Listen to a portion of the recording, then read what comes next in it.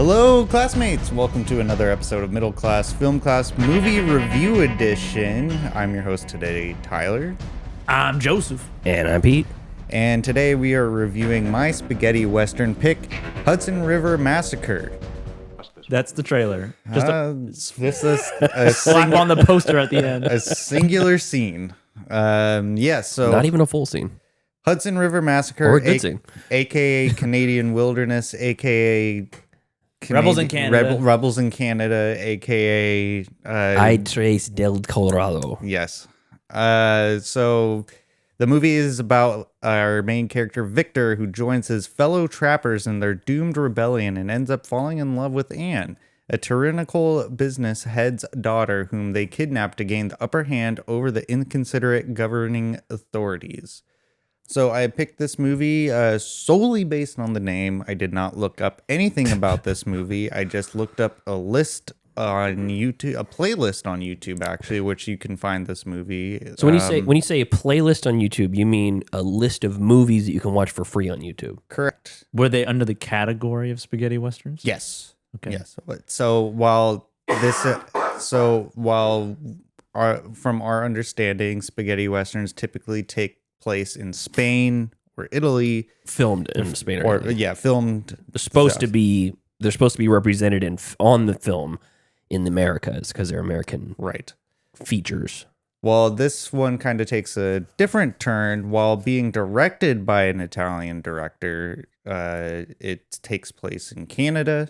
I thought that aspect was pretty interesting. It was a little bit change of Scenery. yeah. Director's a Spanish though, not Italian. Oh, Just so you know. my apologies. So this is It's a Paella Western. Yeah. Yeah. there we go. Love me some paella. Obviously, this is all of our first time watching it, so let's just jump into some initial thoughts about Hudson River Massacre. Joseph, what did you think about this film? Well, right off the bat, after you said that you picked this based solely on the title, I must implore you to maybe do a little bit more research before you pick your movies. Yeah, fair advice. Fair. Just because, we're dedicating an entire episode to it and our time invested, the listeners, the investment that they have, and the net gain, whether it's... Continue. So yeah, this was my first viewing of this movie with of many names. That's a good movie title in and of itself. Yeah. It's the opposite of the Clint Eastwood Man with No Name. Yeah. This one has all the names. A bunch of names. Man with 20 names. And right from the first scene of the movie, the drop. We've been watching.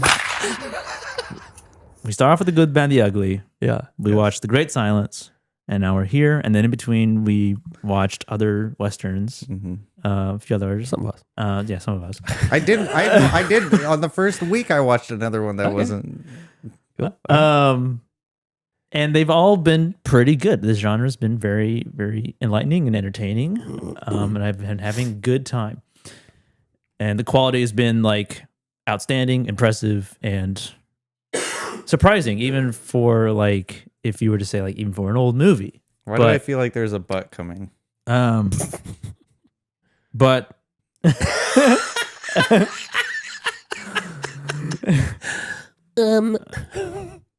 starting this movie, the drop off in quality is quite steep. Just right in the first 30 seconds. Right out of the gate. It feels like the movie started right in the middle of it. Yeah. Middle of a scene. Yeah. There was no establishing shot. There was no like just characters talking just instantly. And the quality of dubbing was much less comparatively. It kind of felt like it felt like a TV show of a movie. Like a TV show Western that was then dubbed for American audiences or English speaking audiences. Like I guess an old low budget TV show that's foreign. And the story wasn't great. It wasn't interesting. to me. It wasn't as compelling, like nearly as compelling as the other movies we've been watching. Right. It felt, I mean, it kind of just, it felt like an sort of a B movie American plot, I guess. And But Daddy, we're in love. yeah, and the acting was not great, and the technical sides of things like filming also weren't super great as well. So not a super good time. Yeah. To be honest. Okay. TBH. Yeah. Pete, what was your initial thoughts on Hudson River Massacre?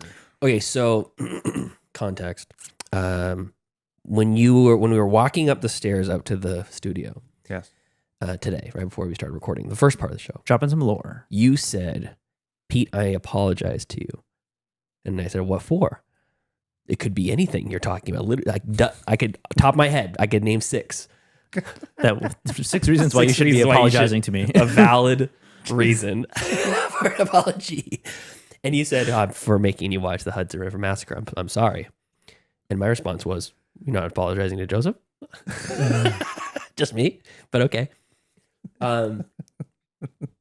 So, and I thought to myself, when you first mentioned it, it was week 2. We went around and we talked about all of our movies that we're gonna have. Yeah. It was like, okay, the first one was Good, the Bad, and the Ugly. We know that going into it. Yes. Joseph had that in his back pocket. Boom, granddaddy of all spaghetti westerns. Yeah.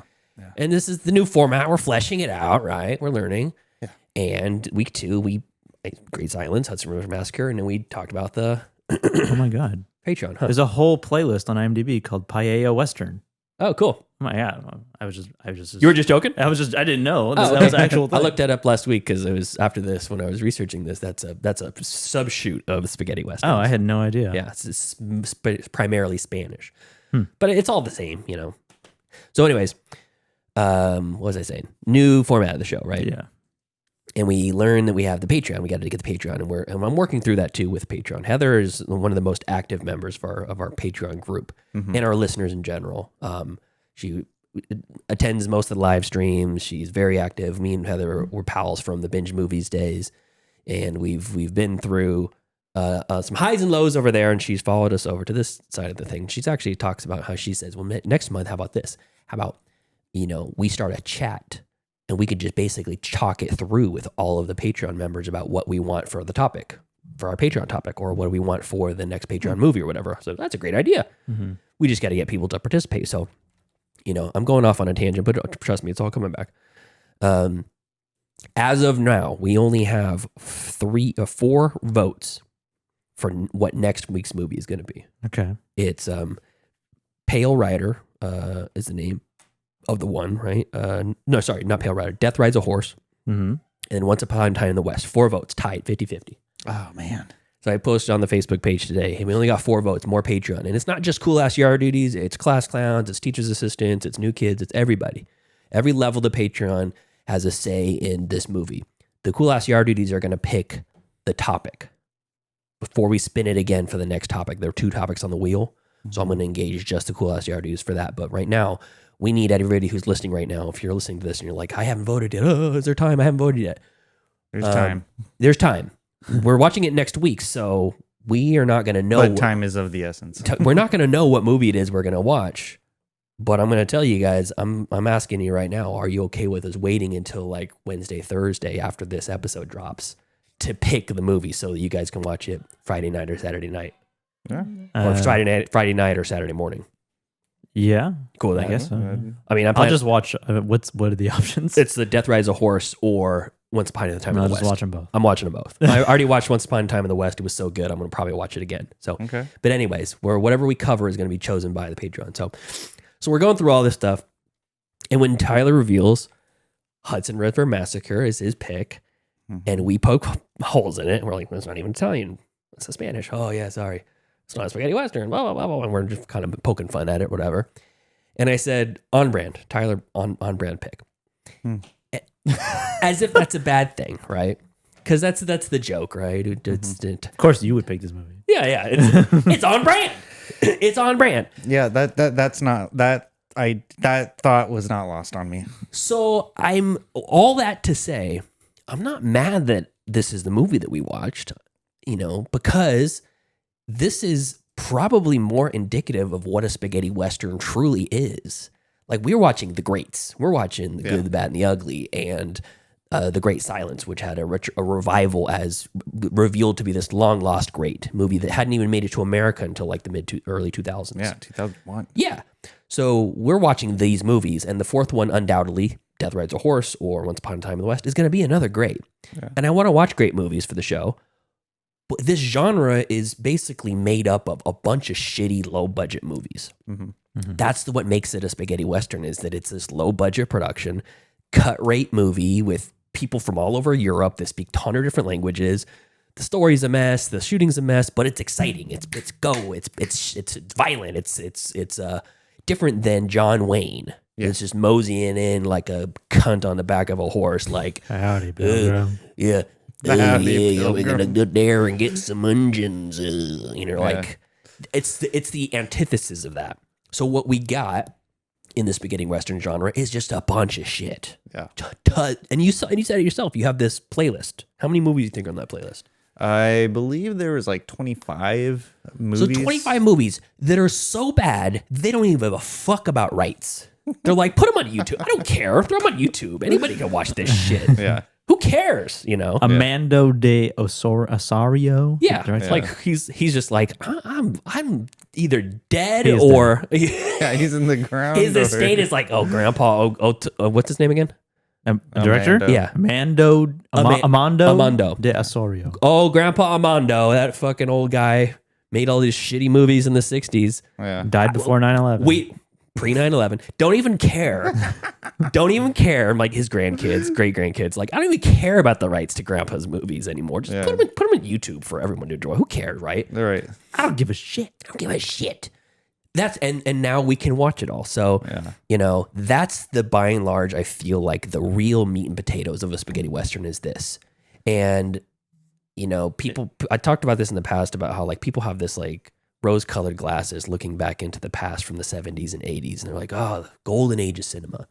Sure, there was some really good stuff in the American movie a lot of landscape. shit, though. There's a lot of fucking garbage-ass movies, too. Mm-hmm. There's a lot of movies that are terrible plots by modern standards and terrible acting and look bad and sound worse. I hate the sound design in the 70s and 80s. It's the worst. The shrill, high pitch. They don't know what treble blowout is. It's like my eardrums are fucking screaming at me through I'm watching some of these movies. They hadn't yet learned mixing. No.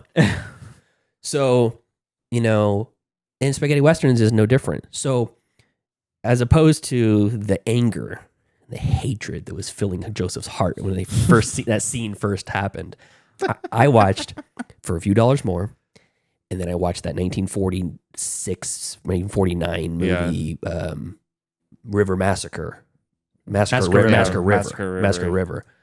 It was only like an hour and 20 minutes. And I'm like, perfect palate cleanser. Let's shake the Etch-a-Sketch, start fresh. I don't want to have this great fucking best of the trilogy of The Man with No Name fresh in my mind. And then I watched this dreck that Tyler brought to the show.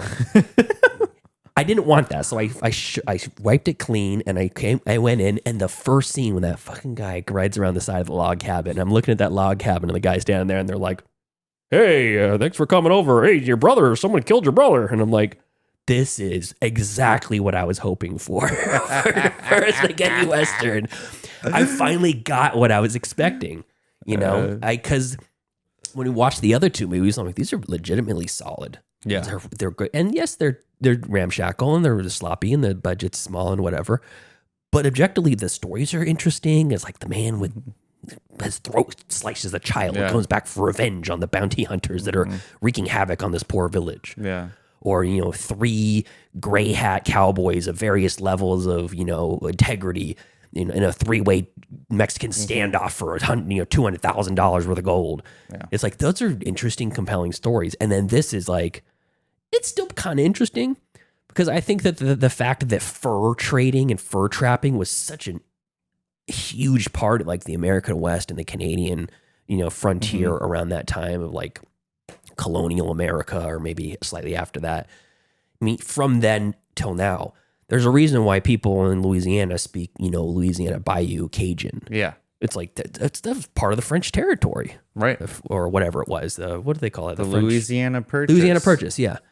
And it's like that shaped our country in a way that we can't deny. And like the French dudes up there, listener Steven up there in French Canadian land, there's the holdouts from that. But it was built on the backs of fucking beaver skins. The scene in the Hudson River Massacre, they're floating down there with a raft. It's a pile of beaver skins. Just piles and of they're skins. killing each other over them. Yeah. They're literally killing each other over fucking beaver skins. Mm-hmm. And the one guy's like, what are we going to do with all these beaver skins? We're going to get more of them. She's like, what are you going to do with all of them? We're going to trade them for guns. Mm-hmm. Good guns, better guns than we got now. For what? Yeah. To get more skins. To do what more? Buy more guns. It's like, this is When's enough guns? It's capitalism today. It's still the same thing. What do you need all that money for? So I can buy more companies to make more money. Yeah. I want to beat Bezos. Mm-hmm. So it's like that part is semi interesting or whatever.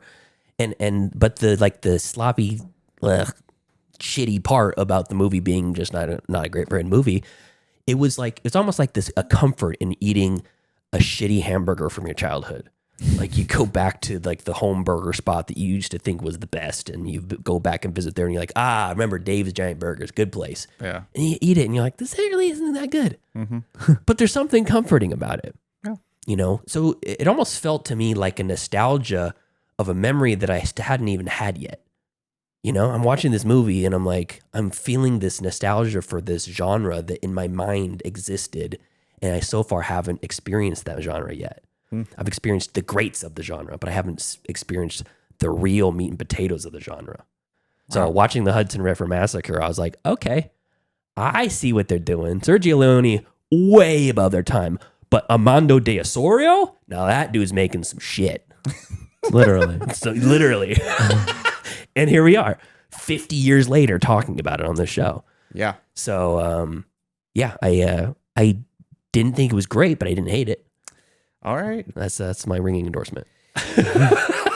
I share the same sentiment with you as feeling a nostalgia that I haven't felt with a certain kind of movie like this. When I was watching, for the whole month when we've been watching these spaghetti westerns, I've made it a point to watch it early in the morning, like sunrise. Okay. Because I'm gonna just go off on a little tangent, but I'll bring it back. Okay. So I used to go to my paternal father's house every other weekend, but I wouldn't really stay over there. I had a neighbor friend.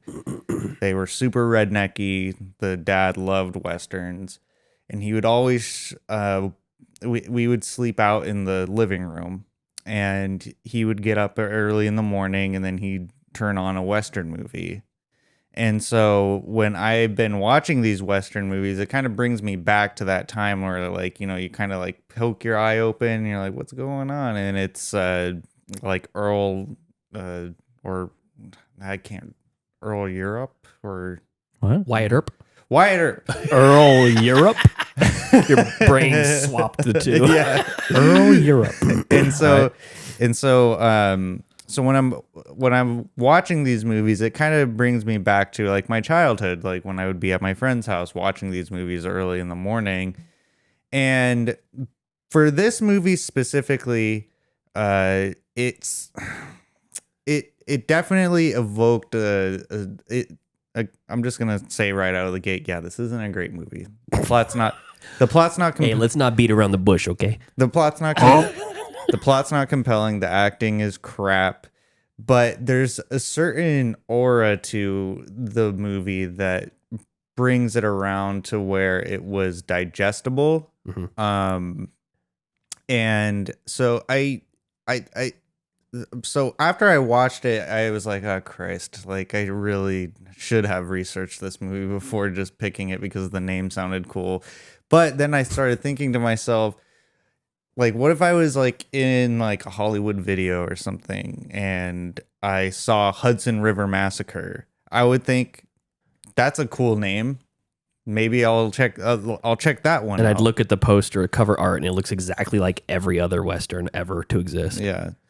So it kind of reminded me of like if I was like a kid in the 60s watching with old Grandpa Joe a Western that he enjoys. And then So you did have that memory though, watching these movies with your but they sperm were good. donor's dad's neighbor, whatever.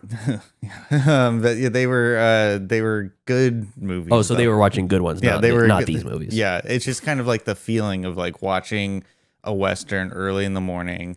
I mean, last week when we watched The Great Silence, I had a bowl of chili for breakfast while I was watching it. I felt like a real cowboy there. And so, yeah, I mean, it's not a good movie, and I won't revisit it again, but I can say that I watched it. And I don't think I would recommend it to anyone. But again, it was an experience. And so, yeah, so let's get right into, like you said, Pete, the meat and the potatoes of it. So the story is that the Mounties, the fur traders want to govern themselves, and the Mounties, the Mounties are trying to govern them even more because they find out about a conspiracy to overthrow their way of governing, and then they kill the 3 conspirators, one of which was a brother to Victor, our main protagonist.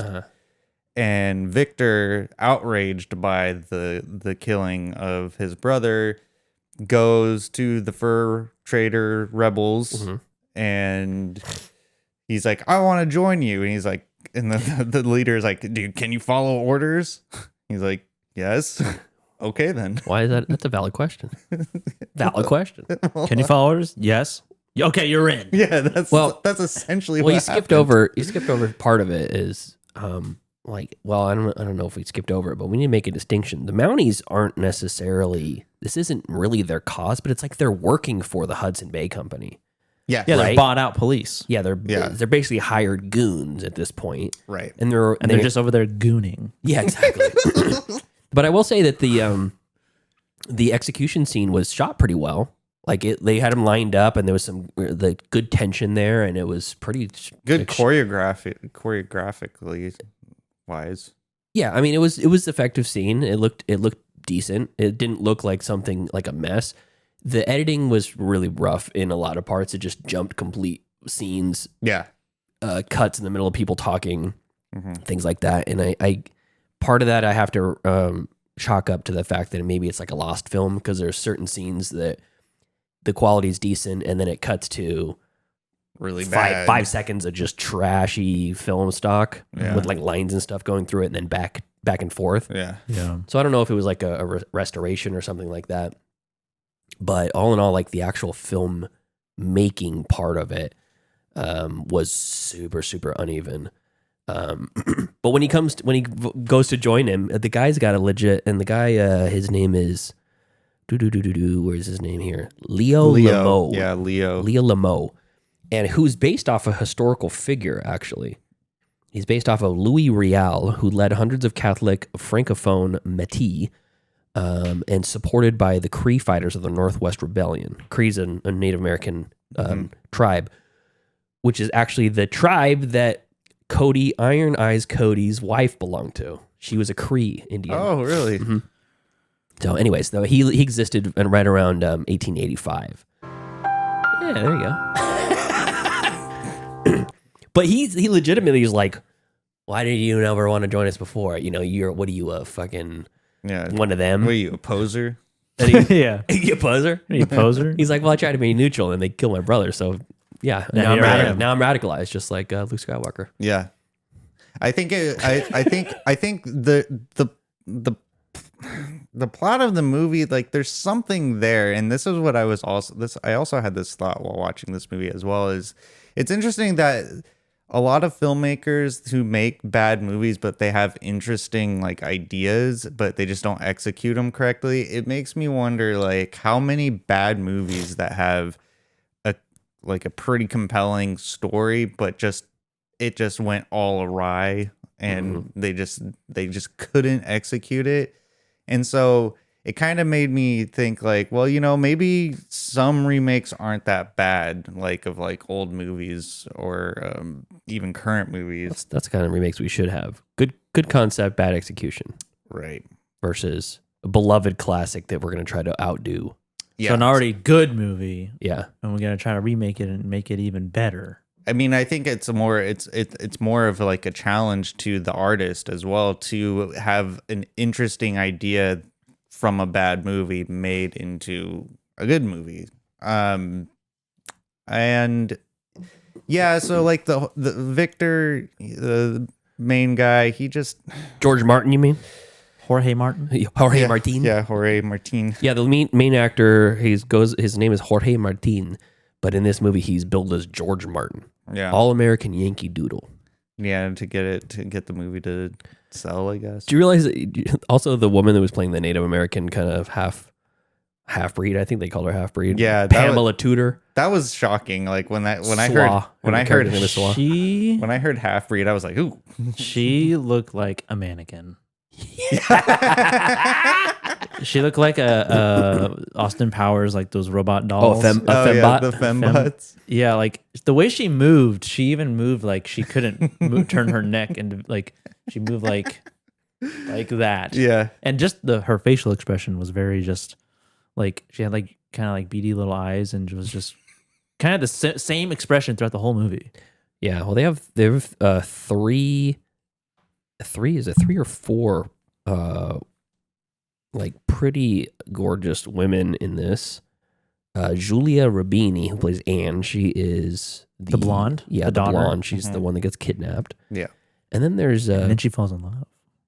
Yeah, she falls in love with Victor. It's like King Kong. Yeah. And in it's some like, ways, you see it happening. You see it like a mile away. Yeah, talk about Stockholm syndrome. I know, for real. But I did like this. I like where she was saved by the guys that worked for her dad's company, and then they just immediately try to rape her. Yeah, that was and like, they're like, yeah, thanks, yeah, you're welcome for saving you. By the way, give it up.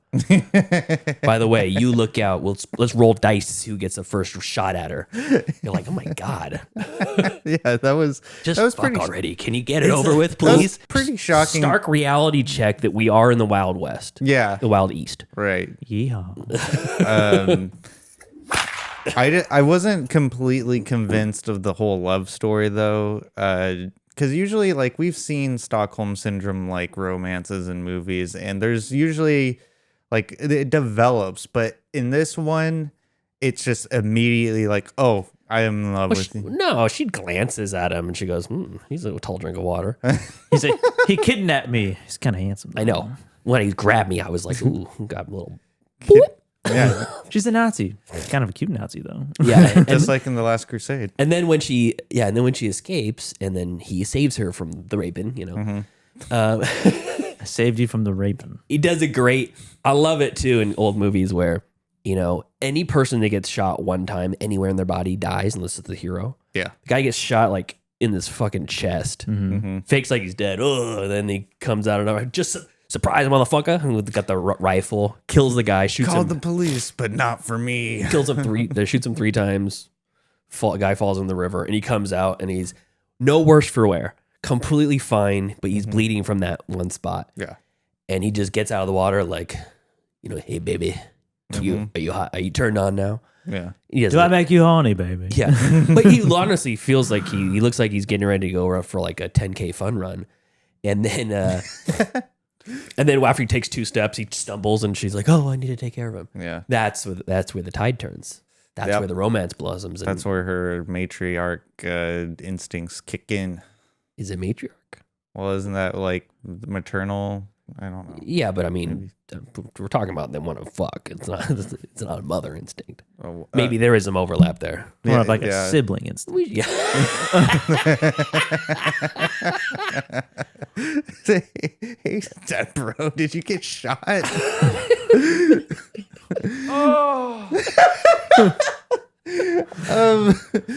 ADR in this movie is really bad. Like they don't even make an attempt to like have like actual dialogue. Can we make a distinction with that? ADR versus dubbing. Yeah. Oh, it's dubbing. Not, it's not Sorry. ADR, it's dubbing. All right, you're right. Yeah, I don't know the jargon. Well, that's why we're it's a class. So yeah. ADR, you're basically trying to match what's on the screen to make it seem like it's like a better, Like you're a better you take. said it. Well, isn't that what I was just describing? Or No, dubbing, because this was filmed in Italian, or Spanish. Spanish, yeah, or maybe Italian. Who knows? And they dubbed it in English. Okay. All right. So originally, I thought they just didn't have good mics, and so they just dubbed. No. Oh, So, so, like, so they're all speaking a foreign language. Like didn't know. Attack of the Clones is entirely ADR Okay. because they were using incredibly Cameras loud, were super loud, cameras. So the director's cut was 99 minutes long. It was distributed in Italy only, recorded in Spanish, dubbed in Italian.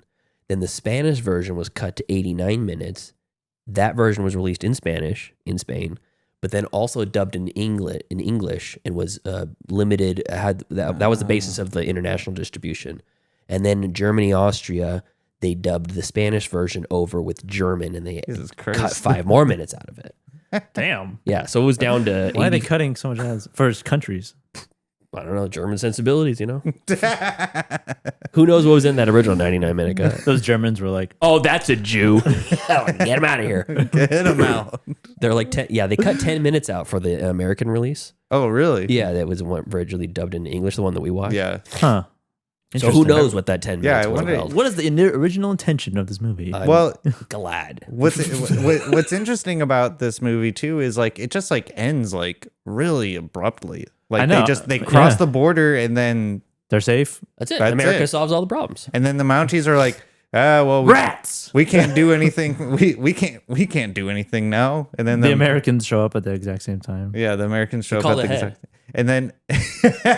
and then the father is just like sitting there giving his daughter the death stare while she's with Victor on the other side of the river. Yeah, the whole time they thought that she was kidnapped by them, which she was, but At first. then she, Well, then they see the was- hand holding, yeah. and he's like, "I see how it is." I see how it is. The dirty Canadian. I am the law. It's funny too because he's British. Because he kept saying English this, English that, you English do British. this. And I was thinking, aren't you? Well, you're all speaking English, but I guess English the country. Not speaking American, though. Yeah. Well, and I mean, nothing's really resolved at the end of the movie either. No, they get away. Well, Was that the goal? but the whole Not the goal to establish at the beginning. yeah. Did they complete that goal? No, they What didn't. was the goal? The goal was to Fuck overthrow with the Hudson River the company. Yeah, it was the goal. Hudson Bay Company. Yeah. That's what it was. Yeah, it was the goal was to overthrow them from governing the fur trade and their way of life, and then they completely just left that out and just focused on the love story. In the Yeah, they kind of last lose the half. plot, and then they, Yeah. or Well, they shift it. In Massacre River, there's almost no massacring at the river. There's almost no Indian boundary overstepping in American boundaries. It's all about a woman who falls in love with a man who already has another love interest. And I'm watching it, and when I first turned that movie on, I was like, this is a remake of When a Man's a Man. It's all about love triangle and all this stuff. And I'm like, that makes no sense. And then as I went on, I'm like, okay, there's no fucking massacring at this river. Where's the massacre? It's all about like a love story. It's an emotional massacre. It's the old Roger Corman bait and switch. They put the exploding helicopter on the cover of the box art, and there's no exploding helicopter anywhere. And in this movie, you have this Hudson River massacre, which actually does take place at the end. They fucking bloody ass fight. Yeah, that was brutal. Yeah, that was a lot of dead bodies there. It just kept going. Yeah. A lot of also dead bodies that are still breathing. Yeah. Did you see the one guy who's laying with his horse down and he kept trying to keep the horse's head down from moving? Oh, no. Horse kept trying to get up. It's like, is the steam still rolling? Horse I is think like, I did catch that a little he's bit. like pushing down on the head. It's right in the foreground too. Are they trying to assume that the horse is dead too? Yeah, like the horse got shot and killed as well. I felt bad for the horses in the movie because That's kind of all these movies. there's a lot of horses falling down. how It's many? it's such a risky stunt Yeah. to do For a to horse. like one fall off a horse Yes. and do it safely as safe as you can, and then also fall along with the horse and not get crushed by the horse, and then also not break the horse's legs. I was gonna say, Yeah. and then the danger for the horse too. Yeah. I feel like they can break their legs like really easily. Yeah, I and mean, for whatever reason, with modern science, it's a death sentence Yeah. Yeah. with horses. Well, no, I don't know that it's not a death sentence for They a kill horse. 'em. They just kill him because Yeah, they it's not a death sentence. They just get put to death. they get It's like after they break a leg, it's like they can't their quality of life is just immediately destroyed. I don't know anything about horses. I've Maybe heard- our I've heard horse it's girl just- fans can weigh in. I've heard it's just really hard for them to heal because they just stand up all day. Yeah. And they're like, "Can you guys make this horse lay down so legs can heal?" I'm like, nah, they don't do that. Nope, They don't lay down. they don't like that. Not at all. That's why my spirit animal is not a horse. Any animal that's not a horse, that's my spirit animal. Horses scare me. They scare me too. They are not. They're intimidating creatures. You ever see him They're- look at you in the eye, Yes. and you're just like, "What is he thinking?" No, Nothing good, that's for sure. What's this horse thinking about me right now? Yeah, I don't trust this horse. I mean, I don't know. The dialogue and the acting are more to be desired. I think the idea, it's kind of like a tale as old as time. yeah, it's Romeo and Juliet, Classic. except I for think- not really because she did like Romeo from the beginning. That's true. Yeah. It wasn't like two gangs not meant to be together. It was like or two clashing. I mean, it is kind of that, except he kidnaps her. That's the only difference. Yeah. What story has a parallel to that? Huh? I feel like there's something. Yeah, There's something there. Gangs of New Let's see if we York. can look it up. No, Papa. He's great. I know he kidnapped me at first, but really, The Princess Bride. his dick is huge. Let's see here. Princess Bride? Yeah, it's kind of. Yeah, but they already knew each other beforehand.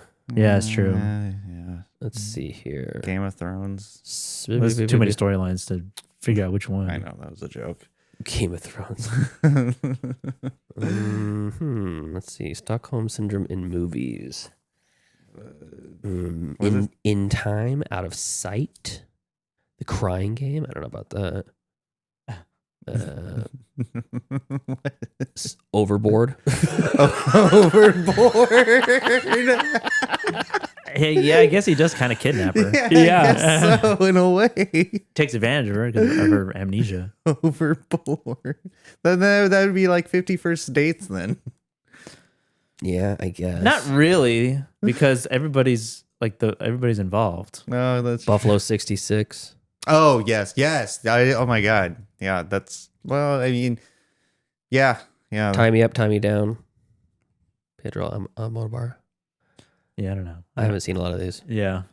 Well, regardless, there's a lot Jojo more to Rabbit. be. Jojo Rabbit. Is that on there? It's a Reddit, you know. Oh, okay.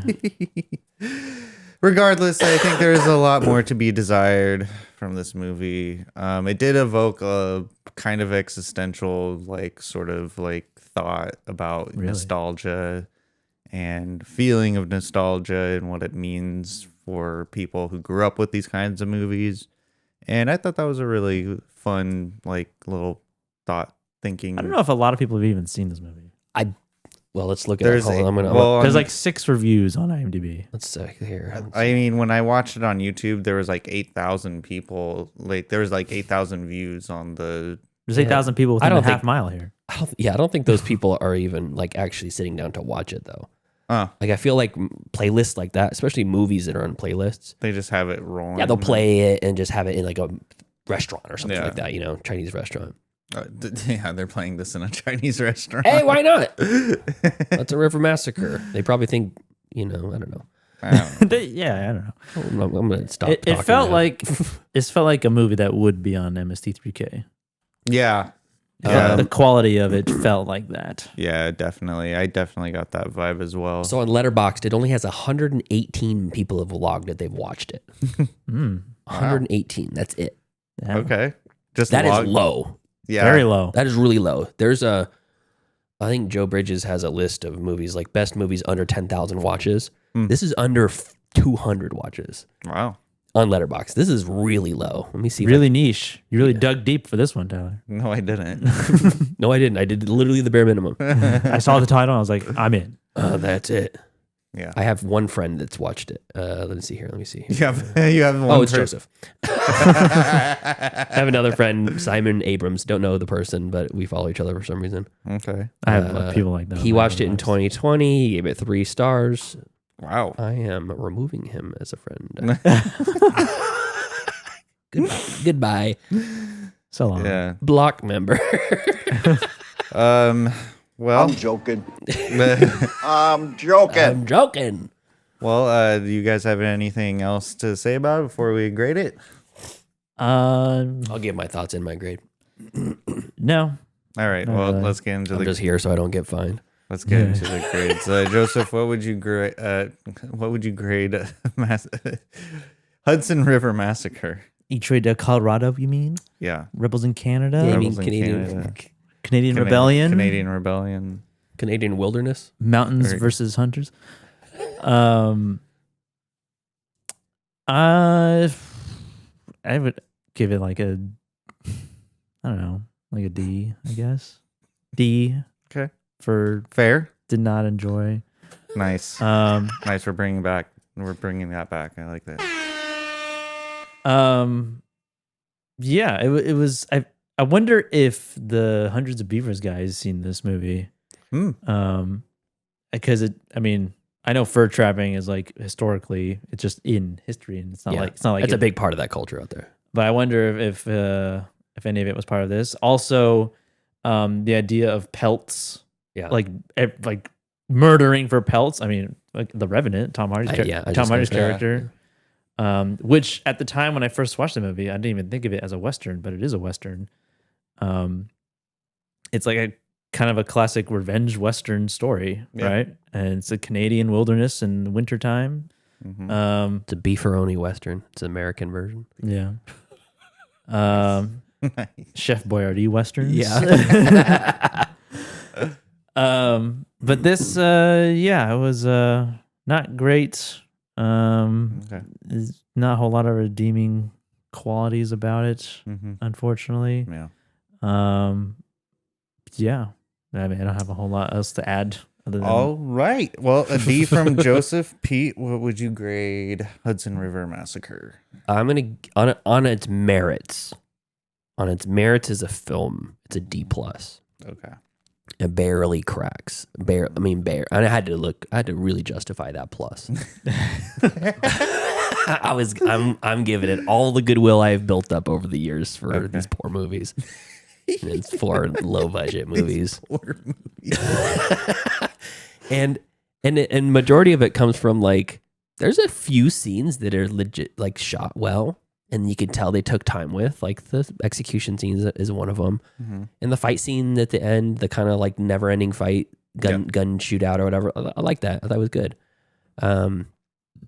Some of the acting was okay, but most of it was bad. I just like the idea of people killing each other over beavers, you know? nice beaver. I like that. You know, hey, give me those beavers. Oh, you got too many beavers? I want the beavers. Too many Not all. beavers. Pry these skins from my. Not all of them, just the skin though. I'm joking. Yeah, so I don't give me that. Give you that. It's a D plus on its merits, but for the context of our show and for the context of Spaghetti Western April, I'm very glad that we watched it because this is I'm forever and more. It's a variety. Hudson River Massacre is gonna be my placeholder for the Drek of the genre of the Spaghetti Western genre. Yeah, and you did that, Tyler. It's in the Well, top I'm glad of the that pile is- of shit of Yes. that spaghetti westerns are built on. You've single-handedly embedded, you've inceptioned into me I Inception. You've entered him. this Paella Wait, hold on. Western into my zeitgeist of the spaghetti Western oeuvre.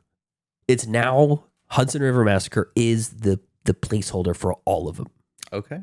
And the good ones are the rest that we watched. Great. So, That would. yes. Yeah. So very good. Very what I'm pointy. saying is on brand, and thank you. Yes. Very. Yes. That idea was not lost on me after watching this movie. Yeah, I'm gonna have to agree with both of you guys. I'm gonna give it a D as well. I gave it a D plus. I don't know what the fuck you're talking about. Okay, well, I'm with Joseph on this one. It's a solid D. I agree with your sentiment, Pete, on it being the representation of the dreck of spaghetti westerns. And yeah, I mean, yeah, the fight, the end, the climactic gunfight scene was good. I thought the execution scene was well choreographed, and one criticism I guess I could have is that I wish the acting was a little bit better. It definitely That's my only one criticism on this D movie. I don't know. I mean, I guess because of the expectation that I have because I watched The Great Silence and The Good and Bad and the Ugly, when I watch westerns now, I'm like looking for greatness, but obviously I'm not going to find greatness in every single western movie, probably more often not than often. So yeah, it's a D for me, and yeah, that was Hudson River Massacre. Okay. All right, so we're good to move on to the next one? Yes, we are. All right. Week 4, Spaghetti Western April. We talked about it earlier. It's coming. Oh yeah. And we have two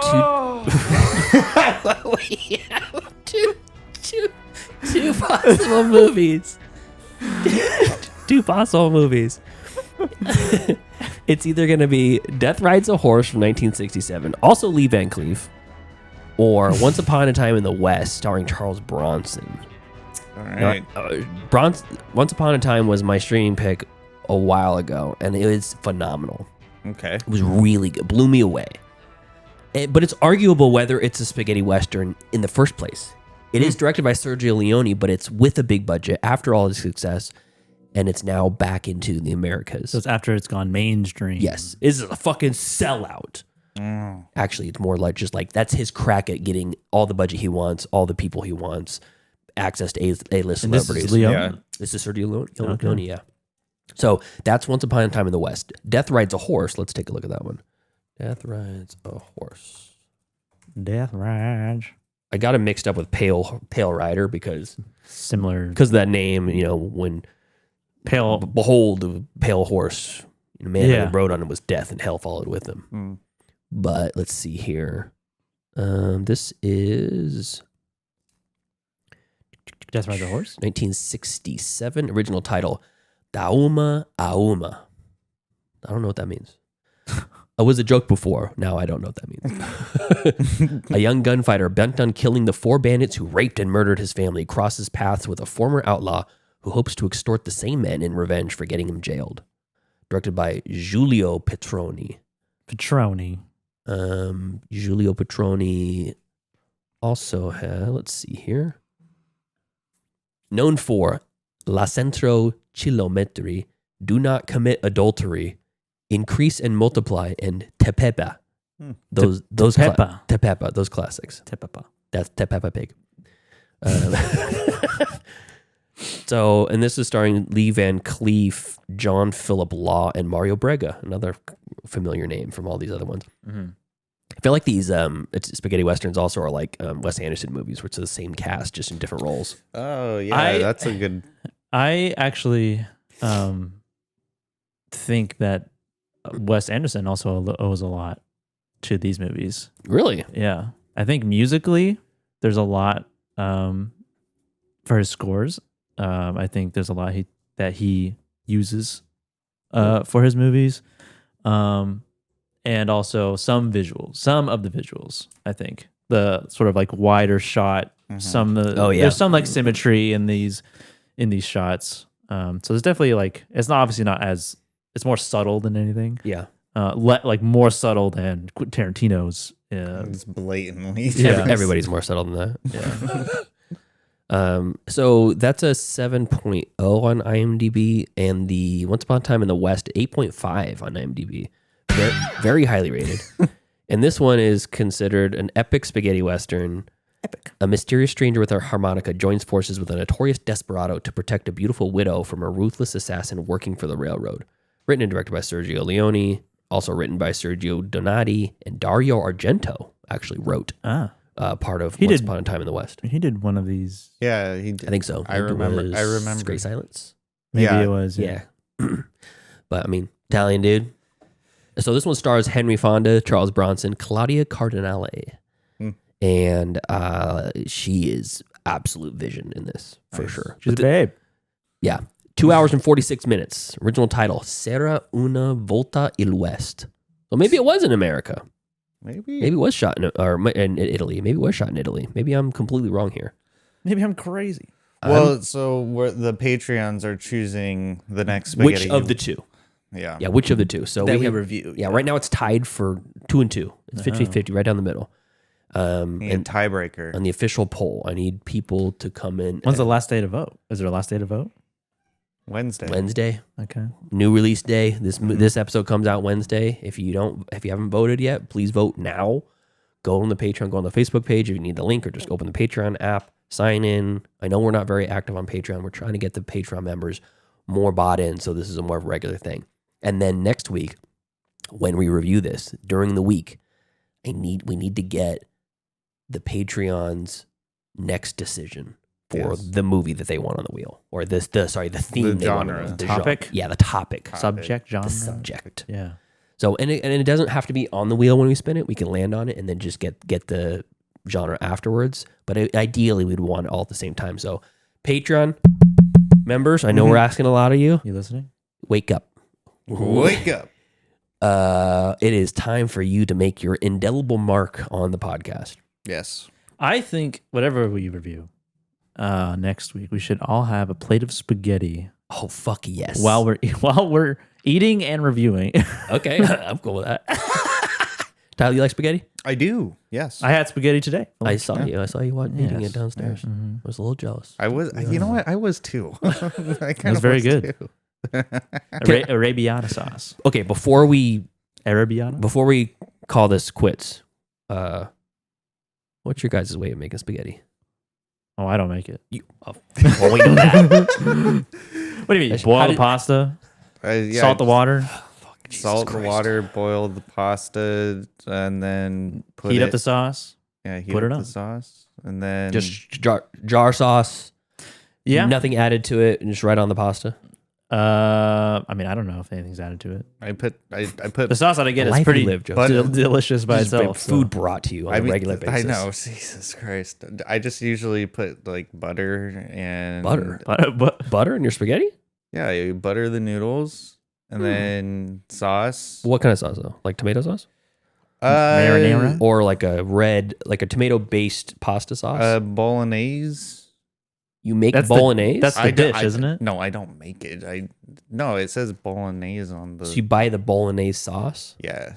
That just means it has meat chunks in it. Yeah, pretty good. Has balls of nays. I mean, I don't really make food, so. It's to you guys. You're in your 30s, right? Huh? You need to learn how to cook. I mean, it's not hard to make spaghetti. I know how to cook. You boil pasta. Not to.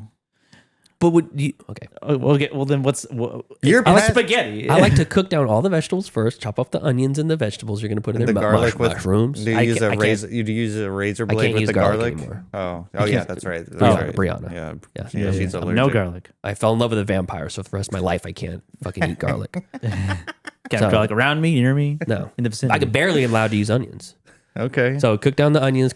I usually put some peppers in there. If you're making, you're making your own sauce. Yeah. No. I use the jar sauce. Oh, okay. This just adds to it. Adds more fresh flavor. Well, sauce I use already has all that stuff in it. It's not fresh though. It still tastes delicious. I'm just telling you. It's a level up. All right. So it's very quick. You simmer it. You get it all cooked, and then you boil I boil my pasta in a salty water. Yeah. Super salty water. Yeah. Correct. And then when I drain it, I pour off of like a big bowl of the starchy water. Leave it off to the side. Yep. Yes. And then I forgot about that. Yeah. And then I put this pasta right into the sauce. I don't keep them separate and then put it on the plate. I mix it all together. Okay. Oh, okay. I put the pasta in a little bit at a time until I have the right sauce to pasta ratio. Right. And then if it's a little too thick, I'll pour some of the starchy water in the container with it. But I cook the sauce with the veggies and all that shit for probably like 30 minutes before I just continue to cook the flavors back into the sauce. And I put red peppers in there early so it's like a little bit spicy. Your living room must smell like heaven when you make spaghetti. Only if there was garlic it would. Yeah. It smells like almost heaven. Yeah. Without the garlic, You're on the outside of the gates. I'm just watching. Whenever I try to cook, I always have to choose the most complicated dish. Like I tried to make a couple years ago. I tried to make. I did make it homemade tomato soup. Yeah, that's tough. I mean, it's not tough, but there's a lot of steps. It's more involved than you think it is. Yeah, it is. I got Wait, it's not just tomatoes. Like French onion soup. I got like a bulb of garlic, wrapped it in foil, covered it in oil, and put it in the oven, roasted the garlic. And it's cool when you do it because it just like kind of squeezes out when you take it out. And it's very nice. Like a paste. Yeah. You got immersion blender, all the vegetables and all that stuff. It was delicious, but it was just like, this is too much for me. I know. It's like when you spend 2 hours cooking food and then you eat it in 30 minutes, then you got 2 hours worth of dishes to do. Yeah. Like this, I understand it. I know the things that I can make, and it's very little, but I do make them. Yeah. Producer Justice will make something, in the kitchen. Me and Brianna are watching him. And there's like the 5 recipes that he makes over and over again. And each of them have 4 or 5 different components at once. It's like potatoes, chicken, pasta, whatever, that you can all cook at the same time. The staples. But he'll cook one thing to completion and then set off to the side and then cook the next thing to completion and then set it off to the side. One at a time. I'm like, you could boil 2 pots. There's 4 things on the stove. He's like, nah, that's too much. I don't want to lose myself in it. So Can't keep track. So he makes this what's he call it? Ensalada de pollo. It's chicken salad. It's chicken salad, but it's Spanish. literally the second in Spanish as it is in Romanian because he says that's a Romanian dish. Oh. And Chicken salad? Yeah, but it's not chicken. It's more like a potato. It's more like potato salad with chicken in it. Okay. Oh, okay. Interesting. Yeah. So, anyways, but we're gonna eat bowls of spaghetti. He makes it. It takes him 3.5 hours to make one serving of it. Damn. And it's good. We put it in the fridge and we kill that thing for like a week. It's like a big ass serving of When it. does he start cooking? Like 3 p.m.? He usually cooks it like, on a Saturday, or like a weeknight. Yeah. And then it'll be midnight when he's done cooking. We'll eat it the next day. Yeah. And it's good. And then I look at the pile of dishes in the sink. I'm like, fucking Christ. That's my problem. I use a shit ton of dishes. I'm always like washing my hands in the middle of it because I'm like, my hands are sticky or wet. Oh, there's a thing on it. Yeah. Okay, so it's spaghetti next week. Spaghetti next week. And I'll volunteer. I'll make the spaghetti while it's We're in not my making house. all of our own spaghetti. Ooh, let's do that. I was gonna Make your own spaghetti and bring it. Yeah, and then we can And then we'll show it on the camera. yeah. This is my spaghetti. Yes. Brianna does this funny thing where she just calls any pasta with red sauce on it spaghetti. It could be elbow noodles, macaroni, Penne, linguine, anything. It's just all spaghetti. if it has a red sauce. If it's like the meaty red sauce or whatever, she's like, I'm gonna make spaghetti tonight, and I'm like, what the fuck is this? Spaghetti. This is macaroni with red sauce. I love it. It's like that's spaghetti. Don't get bogged down in the nomenclature. It's spaghetti. I'm like, It's pasta. It's all tastes the same. it's It doesn't. I love it. Oh my god. Italians are like the modern day Taco Bell creators, where they're like, we really like the ingredients we're using. We just need to put it in a different shape. Yeah. You got elbows. Let's make this one looks like a bow tie. Rotini. Yeah, This bow one's a tie. rainbow rotini. Yeah. Yeah. This Anyway. one's made out of lentils. Anyway, Spaghetti Western. April is almost to a Bang close. bang. Yeah. We got to do something food related to the end of each topic. Yeah. So you guys, anything else? No. Okay. All right. So thank you to our cool SGR duties over on Patreon. That's Javier, Heather, Michael, and Chris. And if you want to support us too, you can go on the Patreon, patreon.com/middleclassfilmclass and support us there. Or you can just go on the YouTube. Yeah. And support us for free and make Daddy Bezos pay us. Mm-hmm. We are almost to $100 earned on YouTube. Almost there. And I say almost, we're at like $60. Close enough. Round it up. Round it up, almost there. How many dollars an hour are we making? Like dollars, Yeah. 0.07 maybe. But I'll say it's funny because our highest viewed video is, of course, the explosions compilation video. Yeah. It's at 175,000 views now. Damn. We don't make any money off of that. It's copyright. It's all copyrighted. We got to make our own explosions. But it gets people. No, it's illegal according to the comments. According to the comments. According to the comments, it's illegal to make our own explosions. The comment section of that explosion video is fucking chaos too. Oh wow. If you ever want to get a laugh, there's some really weird stuff in there. Okay. It's actually illegal to explode things on YouTube. I'm like, what? thank you. What? Someone's like, looks like pepcorn. That person's like, I am the law. Yeah, exactly. So, but anyways, Awesome. all right. So until next time. Thank you for joining us on part 3. Hudson River Massacre, Spaghetti Western April. Where is it here? Yeah. Follow us on Facebook, facebook.com/MCFC podcast, and send us an email, mcfcpodcast@gmail.com. And follow us on Instagram at Middle Class Film Class.